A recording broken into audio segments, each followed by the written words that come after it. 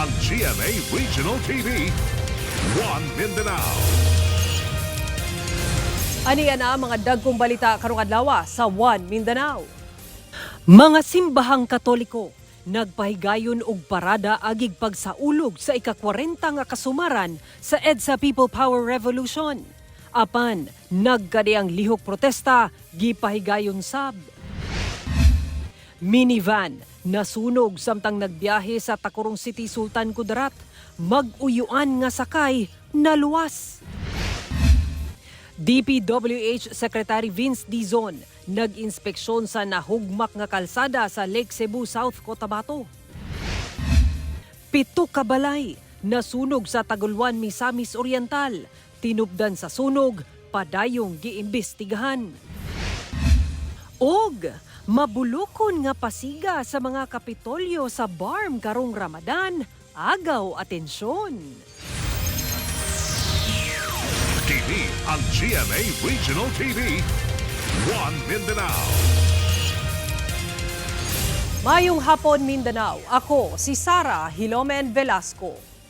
Nagtapok ang mga progresibong pundok sa Freedom Park sa Rojas Avenue sa Davao City aron dunay ipasibaw karong 40th anniversary sa EDSA People Power Revolution.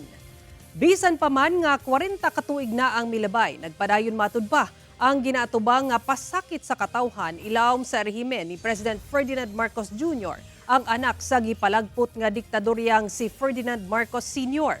Subay niini ang ilahang panawagan nga patubagon ang mga opisyal nga malambigit matud pa sa korupsyon. Dugang nila ang kasaulugan nagpahinumdum nga pakigbisugan ang tawhanong katungod. Isa buhay ang diwa ng People Power at tuloy-tuloy no na manawagan at ipaglaban ang ating mga karapatan at of course ang ikulong no at ang pananagutan no sa lahat ng sangkot sa korupsyon ngayon. Atong sayro ng dugang pang mga balita sa Mindanao, makabanato si James Paulo Yap live sa Cagayan de Oro City. James? Salamat, Sara. Pipila ka mga religious groups o civil society groups sa Cagayan de Oro nagkatapok aron nga hinumdumon ang ika-40 kakatuigan sa EDSA People Power Revolution. Apan Vice President Sara Duterte, gibutyag nga daw na limta na sa pipila ang tinuod nga mensahe sa 1986 EDSA People Power Revolution. Ani ang report?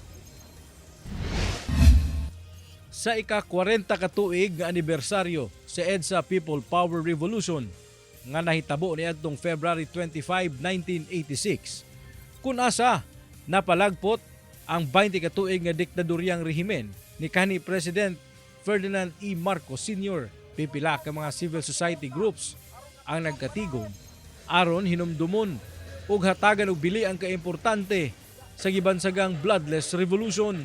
Ang simbahang Katolika sa Cagayan de Oro City nagpahigayon og March Against Corruption sa mga nag-unang kadalanan sa syudad aron kundinahon ang gobyerno nga ipatubag ang mga opisyales nga nalambigit sa korupsyon sa nasud.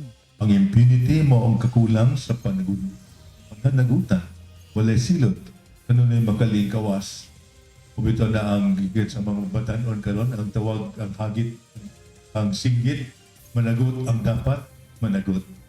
So, kanang unang usap panawagan natin. Apan alang kang Vice President Sara Duterte, daw nakalimtan na sa pipila ang matuod nga mensahe sa EDSA People Power Revolution. Hindi nila talaga alam kung ano ba talaga yung mensahe nila sa taong bayan. Kasi nalimutan nila kung ano yung message noong 1986.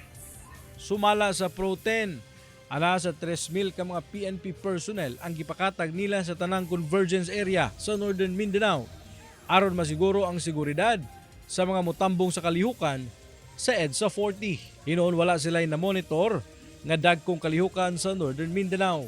Ako si James Paulo Yap, One Mindanao. Gi-inspeksyon ni DPWH Secretary Vince Dizon ang dakong dalan nga nahugnok sa Lake Cebu South, Cotabato. Pagtukod og diversion road, gilaraw nga sugdan og mahuman karong tuiga. Ang detalye sa report ni Efren Mamak. Natanggong nga mga motorsiklo nga misuway og labang. Kini ang pipila ka eksena diyang naatlan sa pag-inspeksyon sa Department of Public Works and Highways nga gipangunahan ni Secretary Vince Dizon ang nahugno nga dalan sa barangay Ned, Lake Cebu South, Cotabato adlong Martes. Ang maong sitwasyon, usa ka pruweba nga apektado gayud ang mode of transportation sa lugar gumikan sa guba nga dalan. Nasayran nga ang maong lugar nahugno niadtong February 13 kung diin ang hinungdan posibleng gumikan sa sunod-sunod nga pag-ulan laki pagmina. Just look at the surroundings, oh. Bumabagsak talaga. Ayun, oh. Tama ba ako? Kasama yan yung scarf na yan. Di ba? Ayun, oh. Lahat gumagalaw, eh. Ato sa inspeksyon, napangutanan ni Secretary Dizon sa mga kaubanan nga mga opisyal sa DPWH ug LGU kung anong walay slope protection ang maong kadalanan. Mass movement failure. So this whole mountain is moving. Kasi I don't see any I don't see any slope protection. Hindi pa to Geneotech nung ginawa to. Gumikan niini, gilaraw sa DPWH nga magtukod og diversion road nga gilaumang paspas nga mahuman karong tuiga aron doon na maagian ang mga sakyanan. Merong 6 kilometers tayong gagawing diversion road mula sa National Highway para iiwasan natin yung nag-collapse na area. Hopefully this year matatapos natin yun. Kauban si Gary Balantayog, Bong Vicencio, Efren Mamak. One, Mindanao. 7 ka mga balay sa Taguluan, Misamis Oriental ang gilamoy sa kalayo. Problema sa linya sa kuryente, usa sa mga ginatudlong hinungdan sa sunog. Ani ang dugang detalye. Lakulak. Ala, gasol na to. Ang unta hapsay nga pagpangatulog sa mga residente. Nining usa ka zona sa barangay Baluarte, Taguluan, Misamis Oriental nabulabog dihang kalit nga miulbo ang usa ka sunog sa residential area mag alas 12 sa tungang gabi adlaw Miyerkules. Sa video nga kuha ni Dayrish, madungog pa ang mga pagbuto-buto samtang ginalamoy sa kalayo ang mga balay. Sumala sa usa sa mga nasunugan nga kalit lang ang pag-ulbo sa kalayo. Gani paspas nga mikaylap ang kalayo sa kasikbit nga mga balay. Tulog na ko, nakamatarang ko kay alas 11, may nga tulog. Ikikapit ko sa trabaho. Wala na sila ab na. Ako na kaya. Isuyan pa rin yung tabang. Agsiwa na mo, wala na din. Makaya eh. Pag-abot sa BFP Taguluan sa area, wala na matabang. Sanglit miulbo na ang kalayo. Gani gisaka sa ikaduhang alarma ang sunog. Tungod dikit-dikit og light materials lang ang mga balay. Sa insidente, 7 ka mga balay ang totally damaged. Sumala sa BFP nga nagpadayon pa ang ilang investigasyon sa hitabo. Posible gyud nang dako gyud possible ng electrical or naapoy possible ng nasa kusina basin nabiyaan nila ang ilang gasol. So either ana. Miabot sa kapin 400,000 pesos ang danyo sa maong sunog. Dali sab nga nagapod-apod og inisyal nga hinabang ang LGU Taguluan sa mga nasunugan. Kauban si Makoy Sempron, James Paulo Yap, 1 Mindanao.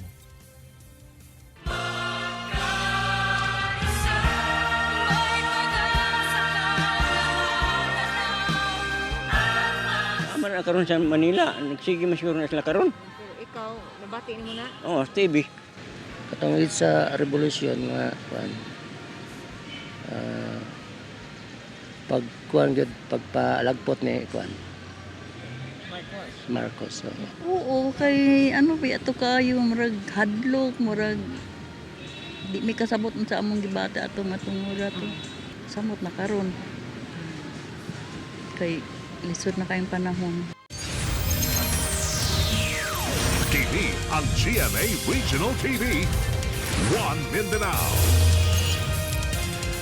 Magpahigayon sab og paghinumdum sa ika-40 kakasumaran sa EDSA People Power Revolution ang Archdiocese of Davao.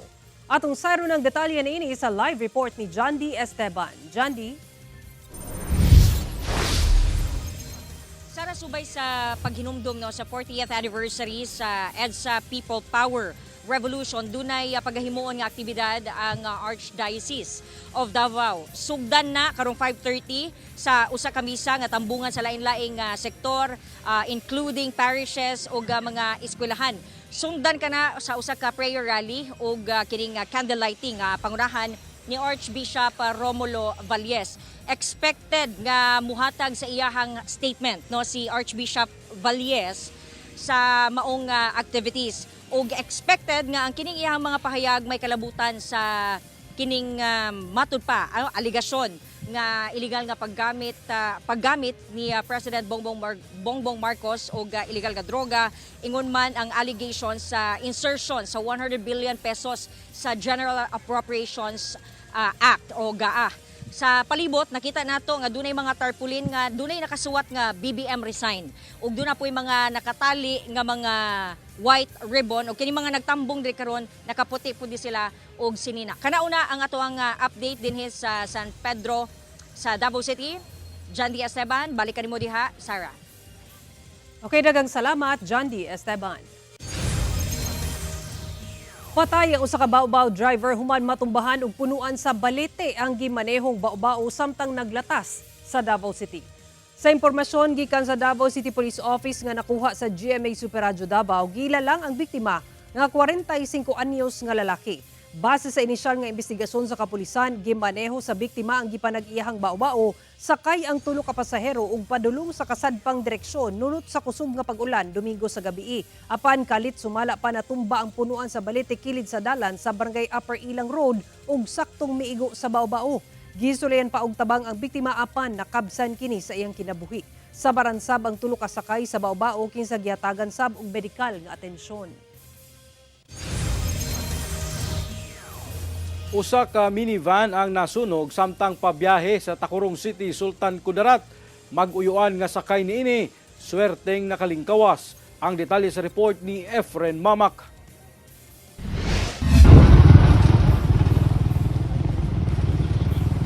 Kita sa video ang dakong kalayo nga milamoy ni ining minivan sa daplin sa kadalanan sa Tacurong City, Sultan Kudarat pasado 1:00 Martes sa hapon sa miulbo nga sunog. Dunay madungog nga pagbuto. Gilayon kining girespondihan sa BFP. Napakgang ang kalayo human ang pipila ka minuto. Sumala sa BFP, naugdaw gayud ang mga sakyanan og di na mapuslan. Anaa sa 350,000 pesos ang danyos niini. Sa investigasyon, nasayran nga pabiyahe gikan Barangay Katitisan sa Lambayong Sultan Kudarat ang mga sakyanan nga gimanehuan sa 60 anyos nga lalaki kauban ang 73 anyos nga uyuan niini aron mo palit matud pa og tambal. Apan pag-abot sa lugar nga gikahitabuan, kalit kining miaso busa gipadaplin nila ang sakyanan og daling nang gawas.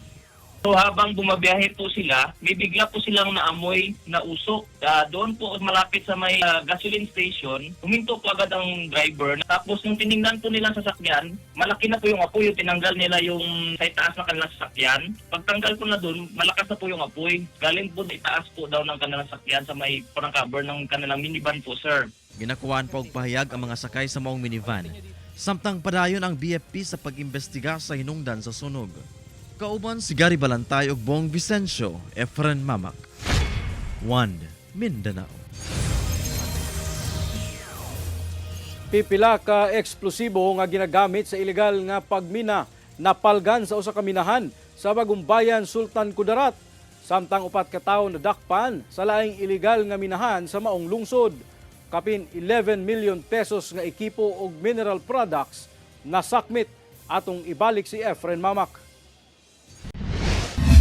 Pipila ka eksplosibo nga ginagamit sa pagmina ang nadiskubrihan sa kapulisan sa sitio Macau Barangay Bay Saripinang, Sultan Kudarat adlang Huwebes. Kini atol sa pagsilbi og search warrant batok sa usa ka babaeng suspect sa kasong illegal possession of explosive apan wala kini naatlan. Ang mga eksplosibo gilangkuban sa 12 ka sako sa ammonium nitrate fuel oil, 54 ka sako sa non-electric blasting cups ug usa ka rolyo sa commercial safety fuse. Apan una niini, mitambad sab sa otoridad ang mga klase-klaseng ekipo nga ginagamit sa pagmina atol sa gipahigayong inspeksyon sa laing illegal nga minahan sa maong barangay sab adlang Huwebes. Gilangkuban kini sa hydraulic excavator, skid steer loader, dump truck, rear bed loader ug portable air compressor. Dunasay 305 ka sako sa crushed mineralized products nga mukabat sa 15.2 kilos. Lakip sab ang ammonium nitrate fuel oil nga naa sa 24.5 kilos. Kining tanan mo kantidad sa 11.7 million pesos. Atol sa operasyon, nasikop ang 4 ka individual, lakip ang usa ka Chinese national gumikan matud pa sa walay lisensya sa pagmina. Mag-atubang kini og kaso nga may kalabutan sa Republic Act 7076 kon People's Small Scale Mining Act of 1991. Ginakuwaan pa kini og pahayag. Matud sa DENR, ang pagmina nga walay permit hugot nga ginabawal sa lugar. Kauban si Gary Balantay ug Bong Vicencio, Efren Mamak. 1 Mindanao. More tawa, more saya sa umaabot nga pagsugod sa T-Bats on the Go this March 1.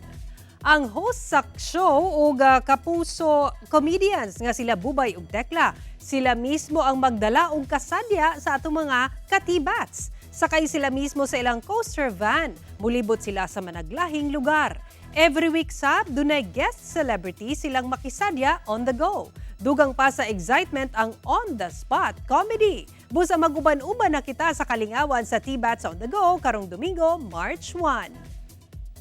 Dati kasi nasa lang kami sa isang lugar. So, mas magandang i-level up natin to sa labas. Para maiba na mas marami kaming madidiscover pag sa labas. Okay. Mas unlimited yung mga ideas. Tsaka excitement ba na tatanungin ng mga katibats natin, ay saan kaya next na pupunta tong dalawang ito?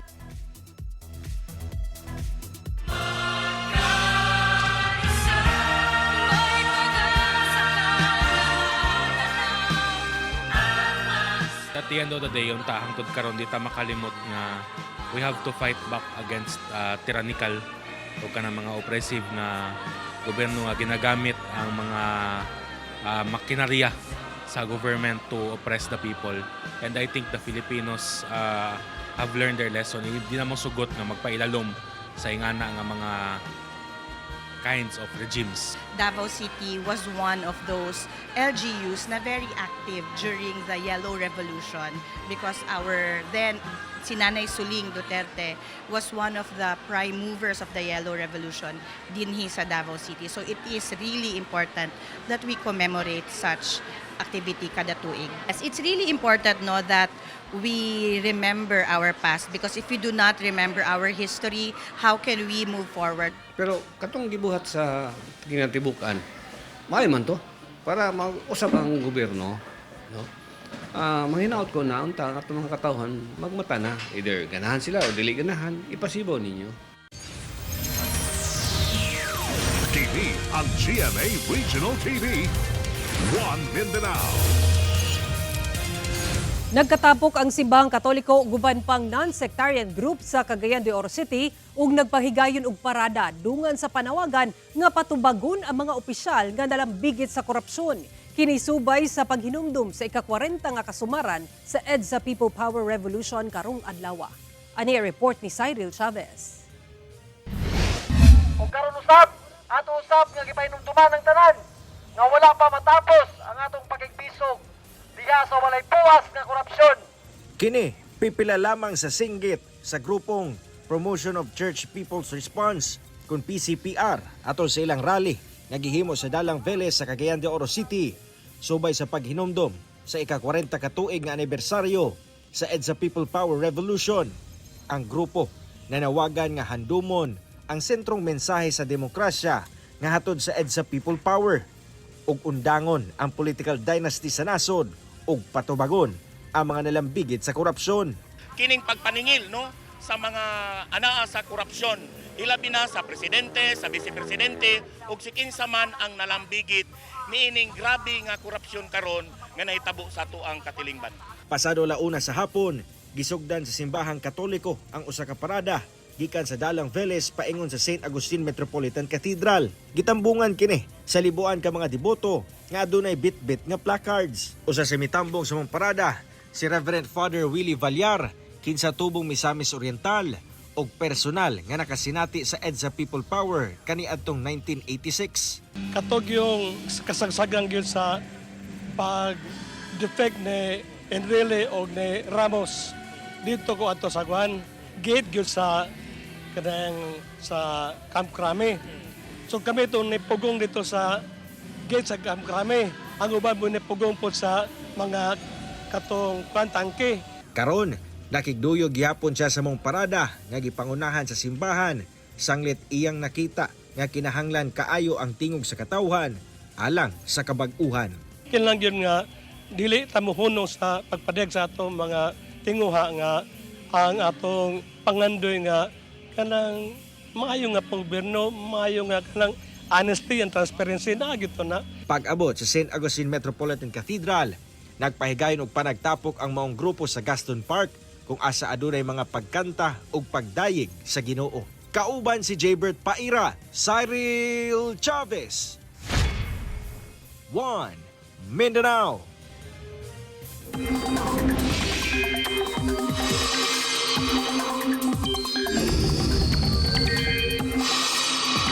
Makasinati og init nga panahon ang pipila ka lugar sa nasod epekto sa easterlies apan posible gihapon ang mga pag-ulan. Sumala sa pag-asa magdala og init nga hangin gikan sa Pacific Ocean ang easterlies ilabi na nga nawala kadali ang epekto sa bugnawng hanging amihan. Apan bisan niini do nagihapoy mga pag-ulan tungod sa localized thunderstorms. Base sa datos sa Metro Weather, taas ang tsansa sa ulan sa halos tibok Mindanao, sama sa Sulu Archipelago, Zamboanga Peninsula, Northern Mindanao, Caraga, Davao Region ug Soxargen. Dunay kusog nga mga pag-ulan nga posibleng magpabaha o magresulta sa landslide. Busa mahimong alerto kanunay, mga kapuso. Mikuha og atensyon ang mga mabulokong pasiga sa mga kapitolyo sa BARM nga kabahin sa pag-obserba sa balaang bulan sa Ramadan sa atong mga kaigsuunang Muslim. Atong silipon sa report ni Efren Mamak. Napuno sa pasiga kining provincial government capital sa Maguindanao del Sur ilabi na matag gabii. Ang maong mabulukon nga pagpasiga gisugdan niadtong adlawng Biyernes sa opisyal nga pagsugod sa balaang bulan sa Ramadan. Una ang gipahigayong Grand Iftar o Breaking of Fast. Ang mas nagpanindot sa mong lugar nga daw parke na. Mao kining mga color pink giant tulips nga nakamuntar sa plaza. Gani mikuha og atensyon sa mga bisita.